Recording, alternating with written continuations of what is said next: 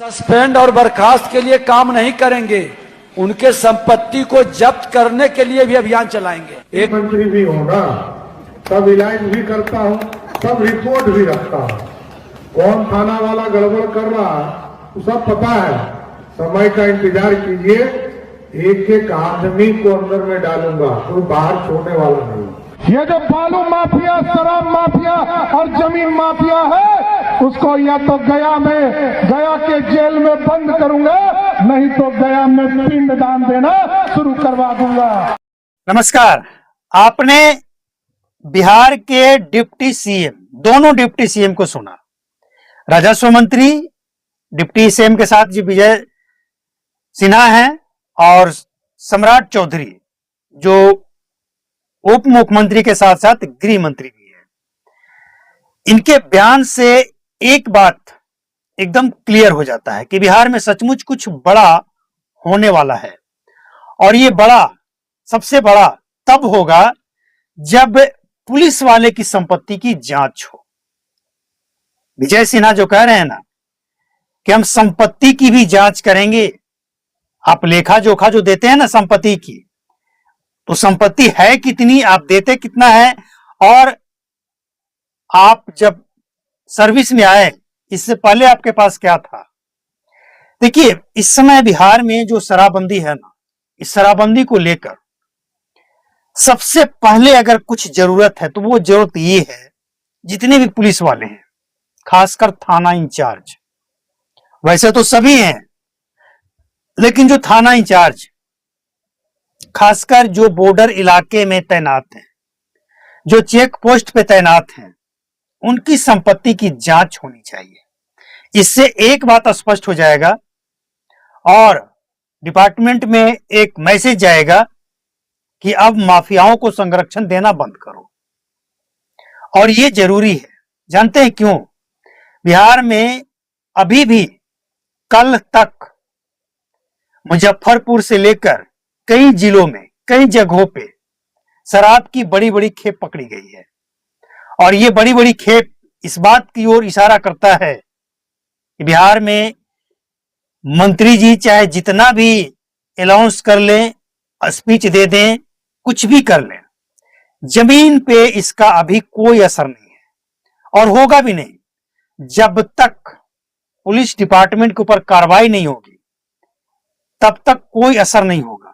सबको लग रहा है, सबको यही लग रहा है, कह रहे ऐसे कितने मंत्री आए और गए। ज्यादा अभी कुछ दिन पहले विजय सिन्हा का शिकायत गया था मुख्यमंत्री नीतीश कुमार के पास कि हम राजस्व अधिकारियों को डराया जा रहा है, धमकाया जा रहा है। तो भाई गलत करोगे तो क्या आरती उतारा जाएगा? तो पुलिस डिपार्टमेंट में भी वही हाल है। अब पुलिस डिपार्टमेंट के लोग कहेंगे कि नीतीश कुमार के पास गृह मंत्री था तब तो ऐसा नहीं हुआ, तो इसीलिए तो बिहार में 10 साल के बाद भी शराबबंदी फेल है और हर जगह जहरीली और नकली और महंगी शराब बिक रही है। तो सम्राट चौधरी अगर वाकई ईमानदारी से बिहार में शराब माफिया पे कार्रवाई करना चाहते हैं तो सबसे पहले शुरुआत वहीं से करें।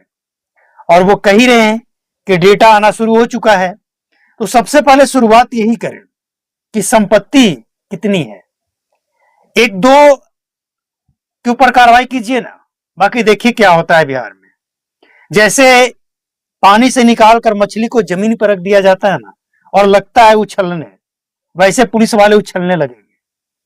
देखिए कैसे शराबबंदी और शराब माफियाओं में हड़कंप मच जाता है, क्योंकि शराब माफिया तब तक बहुबाली है जब तक पुलिस का प्रोटेक्शन मिला हुआ है, पुलिस को कमीशन दिया जा रहा है। जैसे ही ये बंद होगा सब जमीन पे आ जाएंगे।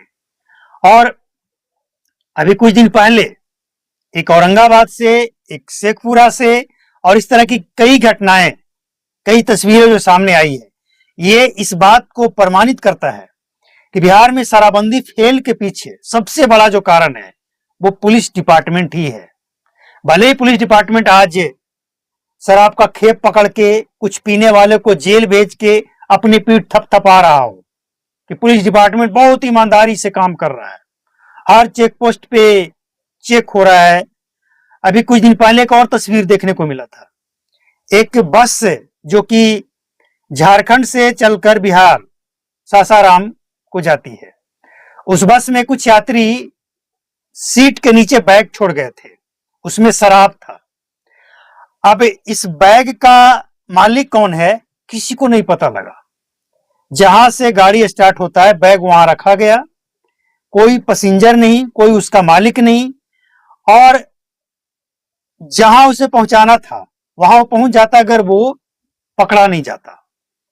मतलब इस इंक्वायरी से एक बात साफ दिखने को मिला कि आम नागरिकों को शराब चेक के नाम पे परेशान किया जाता है, जबकि जो शराब लेकर चलता है वो गाड़ी में होता ही नहीं है, और अगर होता है तो वो अनजान होता है, उसके बारे में कोई नहीं जानता है। क्योंकि गाड़ी में एक भी पैसेंजर बैठने से पहले इस तरह का जो बैग होता है ना, वो एक भी गाड़ी बैठने इस पैसेंजर में एक भी बैठने से पहले वो बैग रख दिया जाता है। किसी को पता ही नहीं चलता है कि ये बैग किसने ले आकर रखा। अचानक से घर के लिए बुलावा आ गया, चल दिए, ब्रोथोनेलाइजर लगाया गया, जाना था घर, चले गए हवालात। ये हाल है। तो इन सब चीजों को देखते हुए सम्राट चौधरी को सबसे पहले अपने डिपार्टमेंट को ठीक करना होगा। बिहार में शराबबंदी कोई बड़ी चीज, कोई बड़ी बात नहीं है, ये कोई इशू ही नहीं है। शराबबंदी सफल होना कोई इशू ही नहीं है। इशू क्या है? पुलिस डिपार्टमेंट को ठीक करना और ड्रग्स माफिया पे कंट्रोल पाना, ये इशू है। ये कोई इशू नहीं है कि आप का कानून बिहार में फेल हो जाएगा। आप अपने डिपार्टमेंट को ठीक कर लीजिए ना, ऑटोमेटिक ठीक हो जाएगा। तो उम्मीद है कि सम्राट चौधरी एक्शन लेंगे और जबरदस्त एक्शन लेंगे। तो अब देखना यह है कि बयान तो आ गया है, सरकार के पास डेटा भी जा रहा है, और हम समझते हैं कि उनका प्लानिंग भी चल रहा होगा कि आखिर इसका शुरुआत कहां से करना है और कैसे करना है। तो बिहार में शराबबंदी फेल है, इसके पीछे डिपार्टमेंट में ही कमी है। बाकी जनता का क्या है?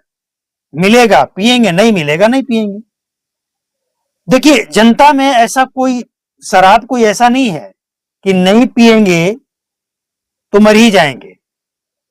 जनता के पास कई विकल्प है और लोग विकल्प परिस्थिति के अनुसार ढाल भी लेते हैं अपने आप को, उस विकल्प में ढल जाते हैं। ड्रग्स ये कोई अच्छा है? बिहार को बर्बाद करने के लिए अच्छा है ये। सबसे नौजवानों का प्रदेश है बिहार, और ड्रग्स के चपेट में आएगा, बर्बाद हो जाएगा। तो सम्राट चौधरी का जो प्लान है जितना जल्द लागू हो जाए बिहार में, और शराबबंदी सफल हो या असफल हो इसको छोड़िए, ड्रग्स बेचने वाले के ऊपर लगाम लगाइए, और ड्रग्स बेचने वाले को जो संरक्षित करता है उसको सबसे पहले पकड़िए। शराब बेचना बेचवाना छोड़िए, पहले ड्रग्स वाले को पकड़िए, उसको जेल भेजिए। क्योंकि अभी बिहार में सबसे ज्यादा चिंता का विषय है ड्रग्स, और इसकी शुरुआत पटना और बड़े बड़े शहरों में हो चुका है।